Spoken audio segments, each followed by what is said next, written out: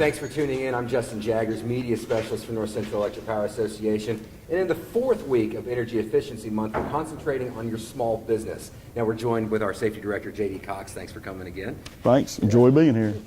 We're going to start with small business owners. They have a lot more to lose than most of our energy consumers. And what can business owners do to stay safe around their shop, their office, their small business, because that's their little world. That's, they don't have the capital that some of these bigger corporations have. So what can they do to be safe?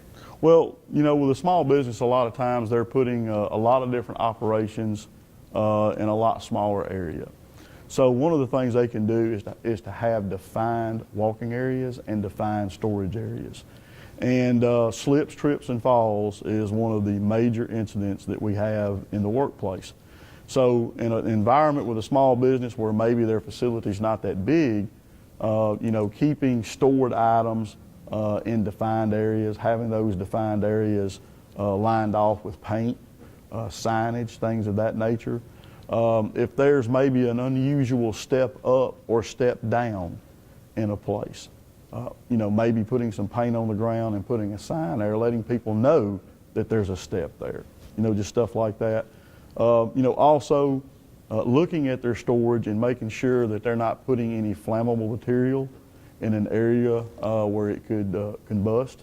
Certainly those are challenges for small businesses because, again, a lot of times they're putting a lot of things in very small places. So really looking at, your storage capabilities, capacities, and the products that you're storing, beside one another, that can be a huge help. Okay, so what's some of the most basic safety equipment that small business owners should have around their business that they might not be thinking of? Well, some of the more basic things, depending on what the business is, gloves. If your business involves packaging or opening up a lot of boxes or receiving a lot of boxes, it's very easy for employees to cut their hands and stuff like that. So providing cut-resistant gloves, safety glasses, something as simple as a staple gun may seem harmless, but if not used properly and you don't have any type of eye protection, can become a very serious injury. If there are any type of lifting devices in the business, making sure they have head protection so that if something falls off of a shelf or off of a lifting device, the employee's head would be protected. Well, something that I was thinking of would be a first aid kit. Absolutely. So what kind of basic necessities do you need in that? I know that they sell these complete kits, but what kind of stuff that you made to make sure that you have on store? It depends on what type of business it is. Most of the kits that are sold to businesses now are categorized in A, B, or C. Generally, unless you have a business that has things going on that could be dangerous, electrical, stuff like that, an A kit will be sufficient. And most of those kits are good for 25 to 50 employees.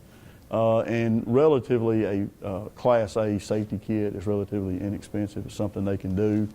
Another thing around the office that they can watch, especially in this area, if they work in a warehouse or something like that, safety-toed shoes. Yeah. You all the time have pallets and things like that could fall. And so if you had on some composite or steel-toe shoes, that certainly could help protect the feet. Okay.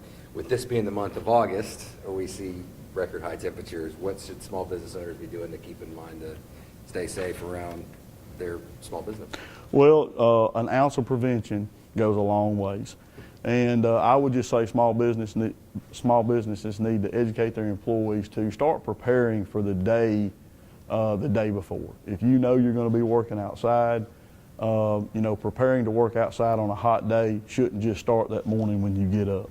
Really, the amount of water and stuff like that you take in the day before can really enable you to deal with the extreme temperatures outside. Be sure to provide your employees with, very simple cool drinking water, ice water, things of that nature. Maybe some stuff, there are all type of additives that you can put in the water to really help them regain some of the things that they're sweating while they're outside. And then really just reminding them to be aware of what their body's telling them. If you're outside and you're working and all of a sudden you stop sweating, you need to realize that that's a sign of heat stress.